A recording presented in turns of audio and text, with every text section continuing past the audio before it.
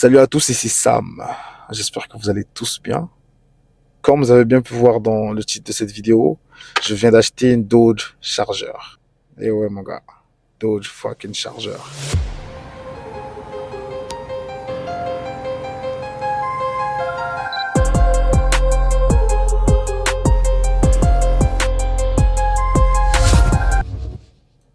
Alors c'est une berline, ou plutôt, comme on dit ici, muscle car, vu sa grosseur.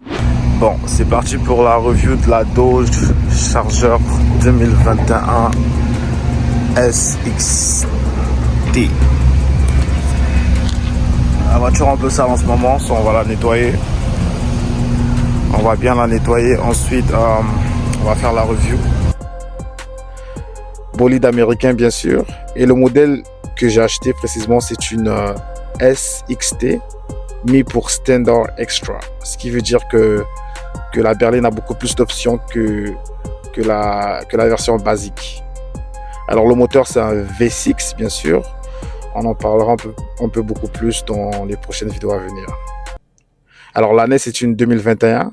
C'est un modèle très récent quand même. Ma voiture n'a que 4 ans. Alors ce modèle précis est un all-wheel drive. Ce qui veut dire que c'est une berline qui roule avec les 4 roues motrices. 4 roues motrices, désolé. Alors la majorité des véhicules ont que 2 roues motrices.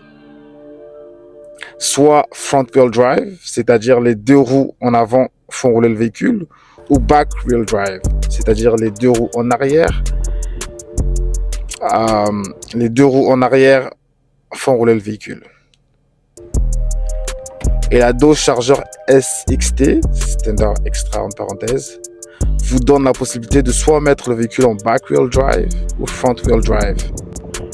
Ou encore, vous pouvez le mettre en all-wheel drive. Alors, l'intérieur en cuir, le siège est chauffé et ventilé, plutôt confortable.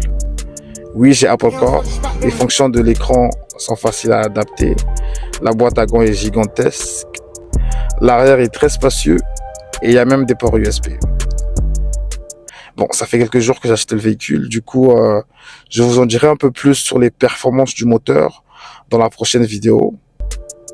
Je rentrerai un peu plus en détail dans le fonctionnement du système de la SXT et sur les spectres du moteur. Sur ce, c'était Samy du Biz à l'œuvre. Merci d'avoir cliqué sur la vidéo et d'être resté jusqu'à la fin. Brrr, pow.